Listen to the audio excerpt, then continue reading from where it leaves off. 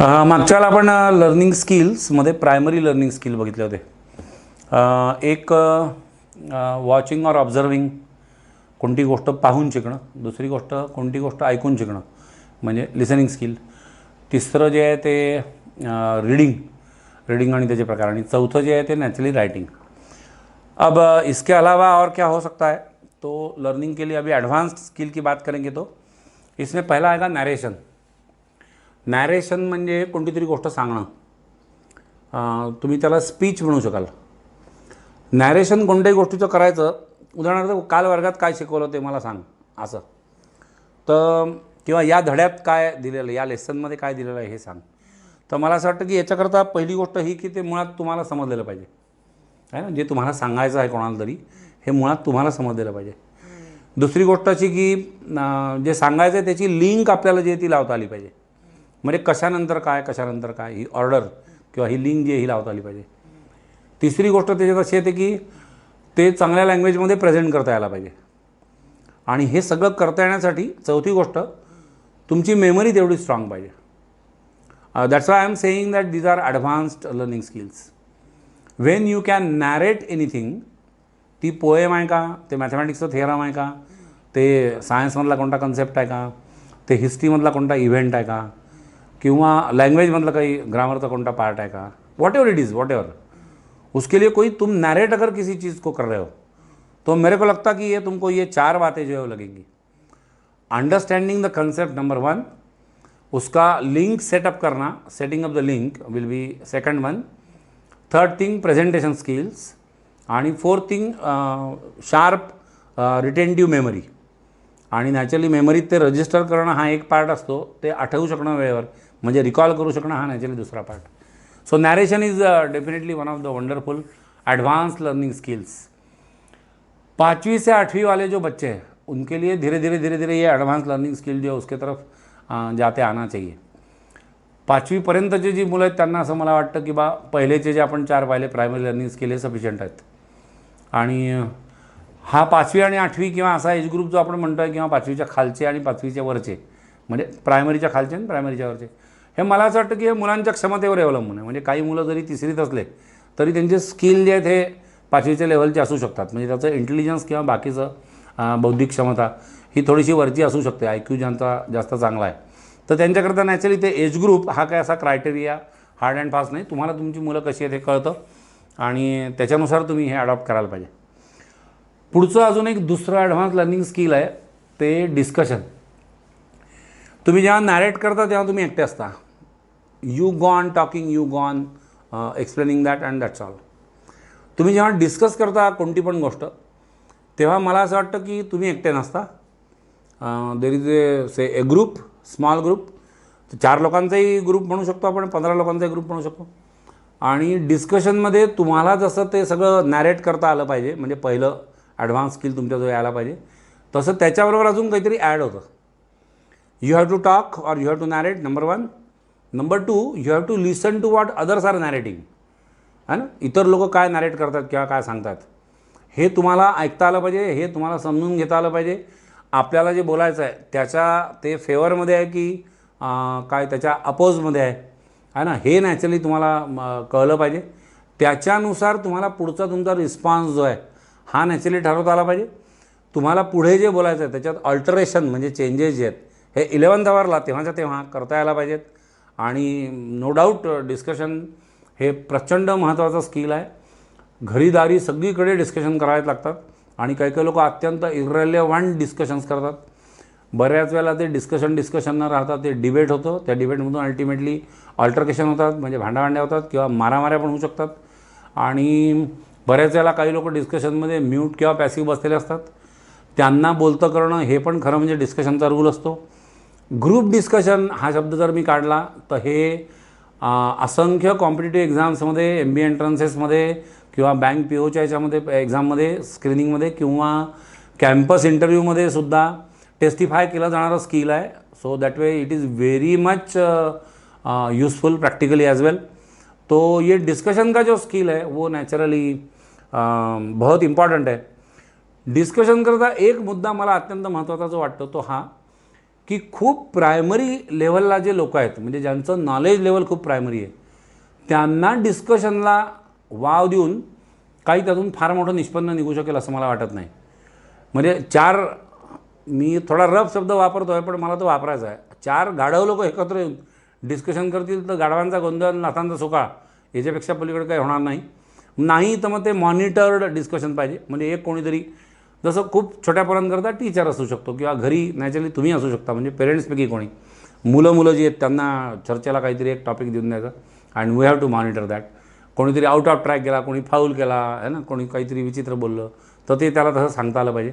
हा ड्रॉबॅक त्याचा आहे, पण मला असं वाटतं की 5वीच्या पुढचे लोक जे आहेत त्यांना नॅचरली हे प्रचंड युजफुल आहे.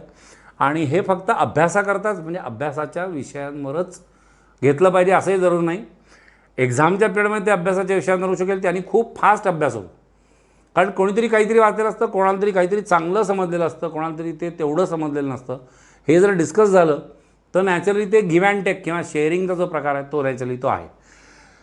तिसरं एक अत्यंत महत्त्वाचं, बिलकुल पहिलीच्या पोरांत म्हणजे फर्स्ट स्टँडर्डच्या पोरांपासून मला जे अत्यंत युजफुल वाटतं ते आहे questioning. That is also very important learning skill. Questioning म्हणजे प्रश्न तयार करू शकणं. आपण जे काही आपल्याला लेसन दिलेलं आहे, पुन्हा तेच की सब्जेक्ट कोणताही असो, तो लेसन वाचला त्याच्यावर आपल्याला क्वेश्चन तयार करता आले पाहिजे. मुळामध्ये काय रे, परीक्षा किंवा कोणतं इव्हॅल्युएशन किंवा तुमचं सर्टिफिकेशन किंवा तुमचे मार्क्स, तुमचं मेरिट, हे सगळं तुम्ही पेपर एक्झामचे कसे लिहिले याच्यावर अवलंबून आहे.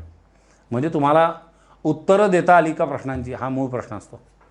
माझं म्हणणं काय आहे की ज्याला प्रश्नच तयार करता येतात त्याला प्रश्नांची उत्तरं शोधणं आणि ती प्रश्नांची उत्तरं देऊ शकणं हे सोपं होईल ना.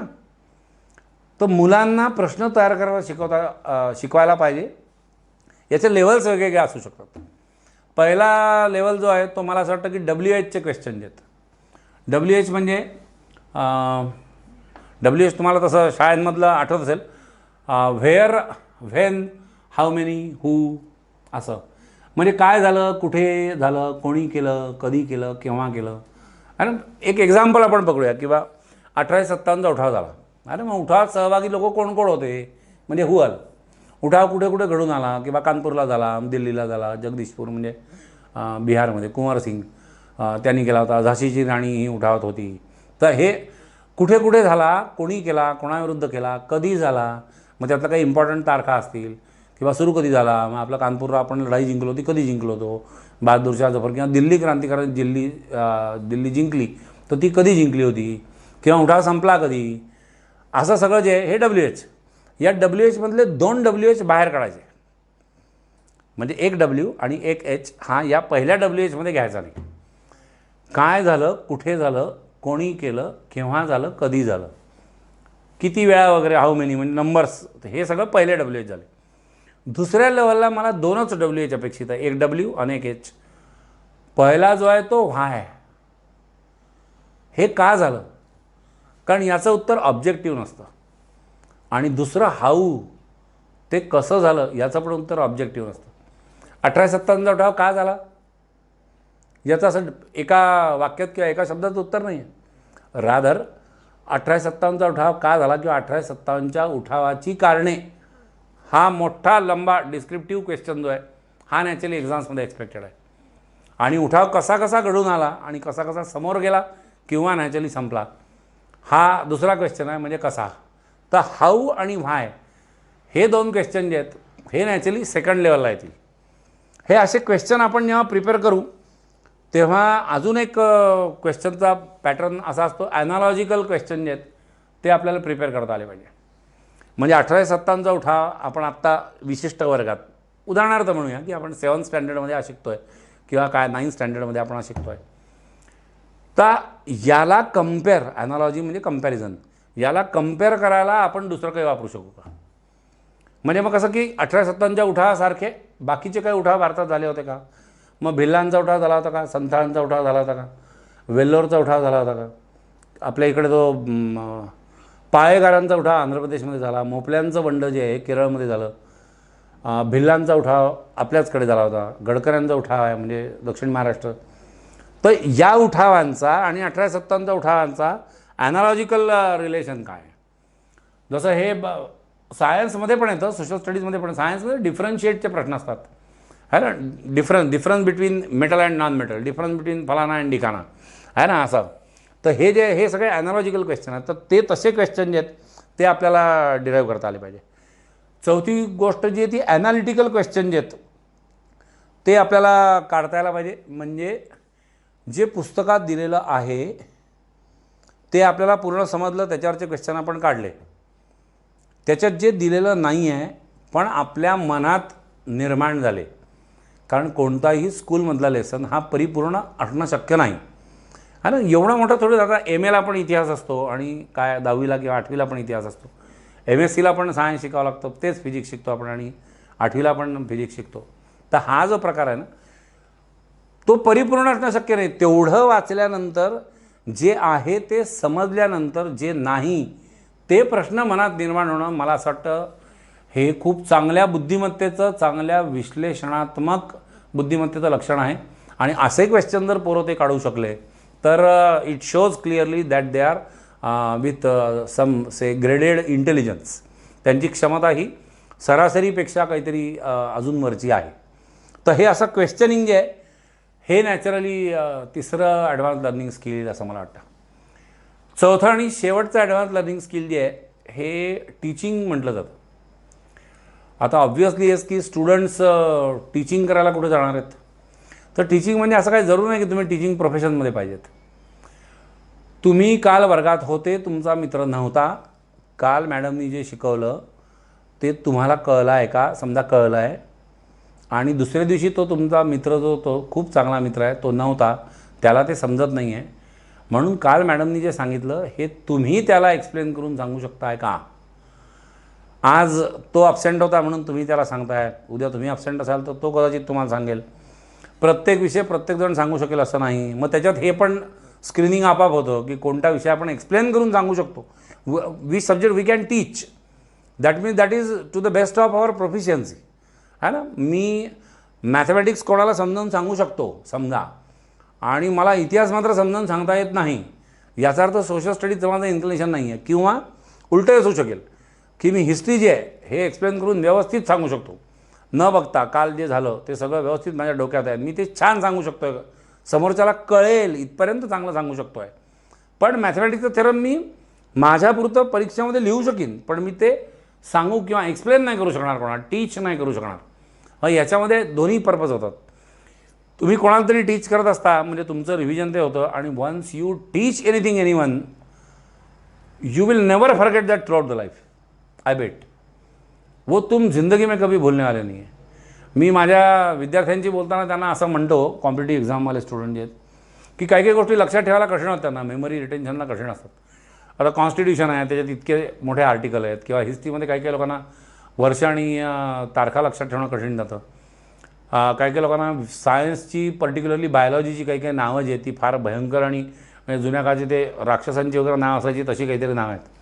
म्हणजे इकॉनोडर्माटा हे नाव का पडलं याला काही लॉजिक काहीच नाही आहे. Echinodermata why, because it is echinodermata, therefore it is echinodermata. इथे खरं म्हणजे लॉजिक समजतं बायोलॉजीचं. आता ही नावं लक्षात राहण्याकरता सिम्पल वे हा आहे की समोरच्याला इंटरेस्ट असो किंवा नसो, त्याला ते एकदा वाजवून टाका, म्हणजे त्याला सांगून द्या. मी माझ्या पोरांना गंमत म्हणून सांगतो की चहा प्यायला तुम्ही गेल्यानंतर तुमच्या नेहमीच्या टपरीवर, बॅच संपल्यानंतर माझे पोरं जे ते चौकार कुठे चहा प्यायला जातात, तर त्या चहाच्या टपरीवाला त्या बापूला थोडी तर काही इंटरेस्ट येतात. पण तो चहावर काय बापू कसं काय हे सांगतो मी तुम्हाला, ऐका तुम्ही काय प्रोटोझोआ, सिलेंट्राटा, ॲस्केलमेंथिस, ॲनिलिडा. आता त्याला काय त्या फायलमची घेणं देणं आहे, त्याला घेणं देणं नाहीच आहे. तो नुसती मुंडी डोलवतो, त्याला माहीत आहे की हे पोट्टे आपल्याला काहीतरी सांगतात, ऐकून घ्यायचं असते फक्त. पण तुम्ही त्याला ते सांगितलं तर तुम्ही 10 पैकी 7 सांगू शकले, तर पुढच्याला तुमची ड्युटी ही असते की 3 कोणते आठवले नाही तेवढेच पुन्हा बघा. ते 7 जे आहेत ते तुम्ही सांगितले म्हणजे ते तुमच्या पक्के लक्षात राहिले. जे 3 आठवले नाही ते फक्त पुन्हा एकदा पाहून घ्या, आणि पुढच्याला जेव्हा किंवा जो कोणी बापू भेटेल त्याला ते पूर्ण 10चे 10 वाजवून काढा. आता हे जसं नुसतं मेमरी रिटेन्शन करता मी म्हणतो आहे, तसं लॉजिकली काही एक्सप्लेन करणं किंवा टीच करणं ही पण खूप चांगली आयडिया आहे. आणि वैसे भी बोलते ना की every good teacher is always has to be a very good student. जो ज्याचं विद्यार्थी पण अजून शाबूत आहे तोच चांगला टीचर होऊ शकतो. कॉम्पिटेटिव्ह एक्झाममध्ये तर हे सार्वत्रिक सत्य आहे, कारण सिलेबस परमनंट बदलत असतात. पण मला असं वाटतं की शाळेच्या किंवा कोणत्याही टीचर करता हे आवश्यक आहे, कारण सगळ्यांचे सिलेबस बदलतात आणि स्कूल टीचर जरी असतील तरी त्यांना अपग्रेड करणं स्वतःला हे फार आवश्यक असतं. आणि त्याच्यामुळे चांगला स्टुडंट असल्याशिवाय तुम्ही चांगले टीचर होऊ नाही शकत. माझं म्हणणं उलटंही असू शकतं की तुम्हाला चांगला स्टुडंट जर व्हायचं असेल तर तुम्ही थोडासा टीचर बनण्याचा प्रयत्न जो आहे तो जरूर करून बघायला पाहिजे. आपल्याकडे तुम्हाला आठवत असेल की शाळांमध्ये स्वयंशासन नावाचा एक प्रकार असायचा आहे ना, किंवा एक दिवस पोरंच शाळा चालवतील. पोरांमधलाच एक कोणीतरी प्रिन्सिपाल, व्हाईस प्रिन्सिपाल, मग मॅथमॅटिक्सचे टीचर 3-4 पोरंच सगळे, आणि वरच्या वर्गाच्या खालच्या वर्गाला जाऊन शिकवणार. असं म्हणजे 9वीचे आहे तर ते 8वीला शिकवतील, 10वीचे 9वीला शिकवतील, क्वचित प्रसंगी 10वीचेच 10वीला शिकवतात असंही असतं. आणि मग त्याच्यात एखादा एक्स्ट्राऑर्डिनरी असला तर तो 9वीचा असला तरी तो 10वीचं एखादं युनिट जे आहे ते शिकवण्याचं डेअरिंग करू शकतो, आहे की नाही. तर हे स्वयंशासन जे होतं ते काय एक फक्त शाळेची एक दिवस चालावी अशी ॲक्टिव्हिटी थोडी नव्हती. ती खरं म्हणजे ह्या अँगलनी असते. आता आजकाल ते शाळांमध्ये होतं की नाही मला माहीत नाही, पण शाळांमध्ये होत असेल किंवा नसेल. Not every time we have to be depending और डिपेंडेंट ऑन द स्कूल्स. हमको हमारे बच्चों के लिए अगर कुछ करने का है तो ये 4 बातें जो है वो ध्यान में रखिए. तो पिछले बार 4 रेफर किए थे.